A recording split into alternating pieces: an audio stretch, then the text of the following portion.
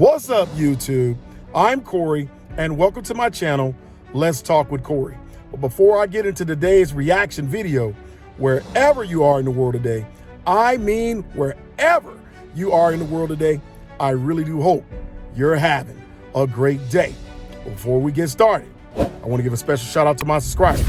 Whether you've been with me since the beginning or you're checking in for the very first time, thank you for your support.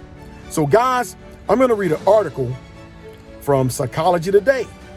But here's the big question. Are marriages doomed to fail? Let me say it this way. Is marriage doomed to fail? And I'm going to read an article from Psychology Today. And then I want you guys to watch this video from the soft white underbelly where this divorce attorney, James Sexton, gets interviewed and he gives his thoughts about love and marriage as a divorce attorney in New York. So guys, I want you to really tune in and listen to his perspective. I think he's spot on because I feel like divorce rates and marriage doesn't seem to have the same people levels of commitment and fighting through has changed dramatically. Just check out the stuff you're seeing with celebrities and ending their marriages, and then just everyday folk. But anyway, I'm gonna read this article, Psychology Today, and it says, title, 5 Reasons Some Marriages Are Doomed from the Start. A personal perspective, poor choices, poor results. The divorce rates for first marriages have declined in recent years and are now down from 50% to just over 44% from the World Population Review of 2023. The rates rise to 60% for the second marriages and 73% for the third marriages. Divorce.com. According to the data offered by the Pew Research Center, divorce rates for people over the age 50 have doubled in the last 25 years.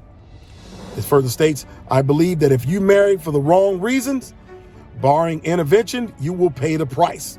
Listed below are 5 of the major reasons that contribute to a bad and likely fatal start to a lifetime of wedded bliss. Number 1, ambivalence. If you're about marrying for any reason, don't do it. The excuse of having cold feet should not be substituted for, I think I might be making a big mistake.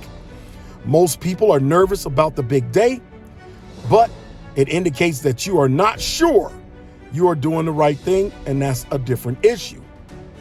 Harry married his wife, Samantha, after a lot of coaxing from family and friends.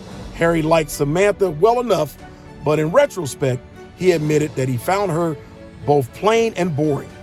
He believed that with Samantha, he would provide security and be a loyal spouse, but he also saw her as someone lacking in curiosity and a zest for life. The marriage lasted 3 years before Harry left Samantha for what he called a more exciting woman with whom he had much in common. And that was the first one. The buddy system is number 2. Those of you who have swum in a public pool or trained as a lifeguard has heard of the buddy system.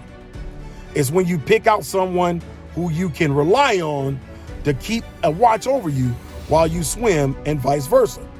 While this system is great in the water, too many couples rely on it to make a marriage work. It's fine to be a friend to your partner, but if that's all you are and you try to make it more than that, you might be in for a rude surprise. I've seen many friends marry for safety only to discover that there is no passion or interest to speak of. These relationships leave the door open for affairs and the eventual demise of the buddy system. That's basically saying you marry your friend and not the person you truly was in love with, or vice versa, where the person may love you, but you don't love them enough, right, to fight through it through the buddy system. The buddy system just simply doesn't hold up, right? And again, it just says it's just not good.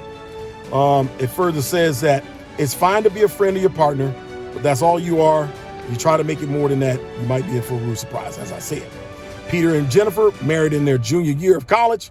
While they were the best of friends and could talk about anything, There was always an awkward feeling when they tried to have sex. Peter described it as strange, as if he was violating his best friend. Damn. Eventually, Jennifer lost complete interest in it altogether, and the couple focused on raising their 2 young kids. Oh man, marriage without intimacy is tough. One evening, Peter was devastated to find that Jennifer was having a torrid love affair with her boss. He found that she was doing things with him sexually that she would never consider with him. Wow! Good Lord. So you had 2 people, right? That just wasn't making magic in the bedroom, but she found a way to get that excitement going with the boss at the job. Lord, that is terrible. When he confronted her with this, she cried and said she had lost interest in the marriage. She asked him for a divorce, but added that she hoped they would always remain friends. Yeah, I guess, you got 2 kids to raise. Peter said that it felt as if someone had just ripped his right arm out of his socket. And that was number 2, the buddy system. Doesn't work. Allegedly. Number 3, self-identity crisis. Some people do not know who they are or what they want. These individuals are dangerous and use marriage as a experimental ground to discover themselves. Doesn't that sound a little bit like Will and Jada Pickett? More like Jada Pickett Smith? Yeah, that's what I get with the self-identity crisis. I mean, they both need to find what love meant to them and all that other shenanigans, but this is who I think of when I read this. It says, I am sure you've heard the expression, I have to leave and go find myself. Wow. Yep. When you marry someone like this, prepare for a roller coaster ride you will never forget. Sometimes this may include your partner's erratic need to search for a sexual identity, change careers, or even move a lot. The real danger, however, is when this partner does discover his or her true self, you may no longer fit into the picture. Wow. Lisa, a lost soul, met Jerry at a bar in New York City, and the 2 married after 3 months of dating. Way too soon, right? Jerry was an ambitious, goal-directed man who made it clear that he would never want to leave New York City. So he was settled. Jerry was in finance and thought New York was the best place for him. He also had many friends and relatives in the city. While Lisa found New York exciting at first, she began to feel the itch to move around. Jerry tried to help Lisa find her passion, but he eventually gave up and allowed her to explore the world on her own. While on a trip with a girlfriend in Oregon, Lisa sent Jerry a letter explaining that she thought she had finally found her true self. Oh boy, in Oregon, long way from New York City, and was not coming back. Goddamn. The couple divorced. No surprise, right? So here we go. Self-identity crisis was number 3. Number 4, lack of physical attraction. Now, Lord knows, if you ain't pleasing to the eye and you ain't pleasing to the ear, I mean, how people speak. Oh man, you just listening to them get you excited. But looking at them is important too, right? But god damn, okay, all right, you gotta be physically attracted. But anyway, let me read number 4, guys. I'm getting off on a tangent. Lack of physical attraction. I have written on this subject many times, but I have yet to find any reason to change my mind about it. The need for physical attraction in a relationship is vastly underrated. I realize there are many types of attraction, e.g. emotional attraction, and that many couples can survive without physical attraction, right? I think about people based on their culture where they don't have a choice. Like the women husbands are chosen for them. And for some men and some countries, the women are chosen for them. There's obviously no real connection other than what the culture expects, right? And so that happens. So here it says, but a lack of physical attraction leaves the door open for affairs and to one day be left with someone who turns you or your spouse on. And so it says here, Katie liked taller, more masculine men. She was also attracted to athletic men, and her husband, Gary, had gained weight over the years and was not interested in spending his time at a gym. So, and Gary at one time, hey, was the guy, obviously, physically fit and all that stuff, but now he just accepted his dad bod, right? Lord knows, you got to take care of your dad bod. One day, Kate met her prototype at her gym. and her marriage was history. Gary eventually admitted that he knew all along that Katie did not find him very attractive, but he thought she would change and focus on more important qualities once they were married. He was wrong. So guess what? Did she settle? Right? Because I thought the guy was, obviously in shape, but apparently he was just a regular guy, and they got married, but she was, hey, that wasn't the ideal man for her. So she found that guy somewhere else. Right? And so, that relationship didn't last. So lack of physical attraction can be a problem. And it's obviously the problem for this couple. Number 5, which is the last one, incompatibility of interest. I must admit that I never used to consider the concept of mutual interest that important. Perhaps that was the romantic in me. Man, me and my baby love football. We got our favorite team, and one day I'll reveal it. It's college football. But I tell you what, we have some things in common, but there are things we don't have in common. But for the most part, right, we feel like we're equally yoked, and God put us together. Like many of you out there, I'm sure. And many of you that are out there seeking it, you will find it eventually. Incompatibility of interest. And he said that the mutual interests, consider mutual concept of mutual interests are that important. And as he said, he was a romantic. But I now believe that life is so much easier and enjoyable when your partner has the same general interests you have. It does help. It also helps to prevent arguments about what hobbies to spend money on and how to use family time. Vernon took up photography and had the desire to travel the world, taking pictures. However, he fell in love with Gwen, who hated to get on an airplane. God damn. So, hey, you want to travel? And this poor woman, don't even want to get on an airplane. So obviously she didn't care for traveling. So she also felt that Vernon was spending far too much on his hobby. Gwen wanted Vernon to put his money into more practical things, such as a new roof or a college fund if they decided to have any children. Vernon put his hobby aside for a time, but became depressed. So that impacted him. He couldn't enjoy the things that he enjoyed because she wouldn't want to participate. He picked it up again, and Gwen made the decision to leave. Wow. So guys, so interesting. So those 5 reasons that I just covered.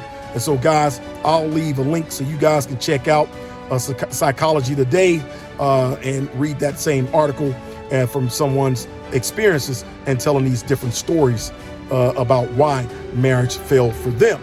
Now I'm gonna pause, and I want you guys to check out this video again. It is the divorce attorney out of New York City, James Sexton, from the Soft White Underbelly is obviously the YouTube channel. Really good stuff from that channel, and I think it really ties in well with, is marriage doomed to fail? So I think he gives a really great thoughts and a good perspective for us. So check out the video. 56% of marriages end in divorce. Like, think about, that's the ones that end in divorce. So how many people, what percentage stay together for the kids? Or because they don't want to give away half their shit? Another 10%? That's conservative. Conservative. But let's say 20% then, okay? That's at least right. You now have a technology that fails 76% of the time. That's insane. That's insane. That's more likely than not.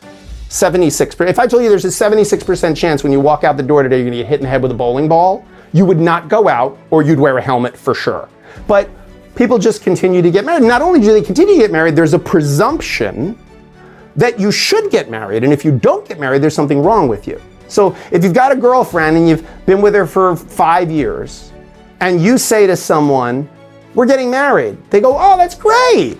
They don't go, why? You're happy. Why would you get married? Like, everything's going fine. Why would you put yourself through that? Why would you run that risk? If you say to someone, we've been together 5 years and we've decided we're not going to get married. We're going to move in together, but we're not going to get married.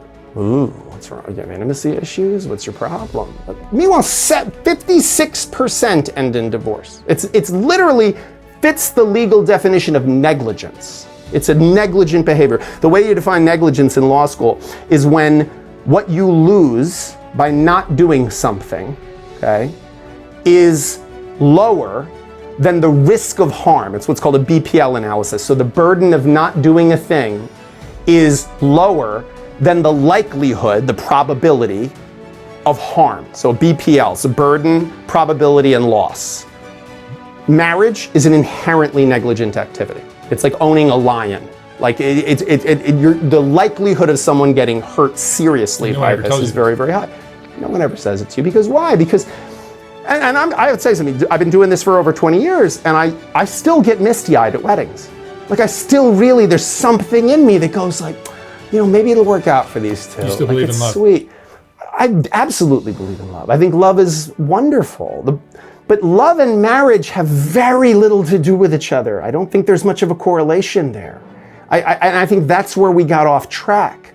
Like I believe in pair bonds. I don't think I can learn everything I need to know about myself from myself. I think having someone around me who sees my blind spots, and that doesn't have to be a romantic partner. That could be a friend, that could be any number of things. But there is something wonderful about romantic connection. We know that. I mean, the other statistic is 56% of marriages end in divorce, but 84% of people who get divorced are remarried within 5 years of their divorce. Really? So think about that. So now you've done it and failed and felt the pain of the loss, and within 5 years, 84% are remarried. So when you fall in love, and you're with a partner who's in love with you, sure. It's like hard to put the brakes on and say, you know what, that's as far as I'm gonna go. Well, I think whoever discovered water, it wasn't a fish. And I think when we're in a thing, we don't see it. And so, I mean, and this is true of any of us. There must be some endorphins, something's being released in our brains. Listen, you want to test that theory. The next time you're out with a couple who've been together for a while, and it like seems like they maybe got in a fight, or they're just like kind of being, impatient with each other at the table, when you go like a group thing. Just say to them, so tell me about how you met. Tell me the story of how you met. And everything on them changes. Like they go back to that place. And there's this like, oh yeah, and she was this. Because for that second, you go back to that place. Like you can go, someone with a horrible divorce, if you could get them to go to that place and talk to you about that time. Like I would tell you something, when I was a kid, like every kid, you have the fantasy of like, if you were invisible, what would you do? You'd go to the girls' locker room, whatever. I have this fantasy that if I could be invisible, I have about 8 clients that I'd like to sneak into their house and find their wedding album.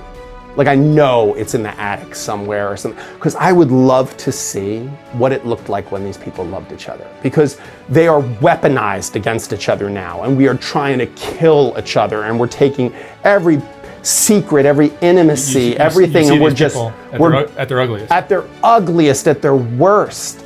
And there's something in me that just the thought that like, you guys at some point you were like, there's 7.3 billion people in the world and you're the one.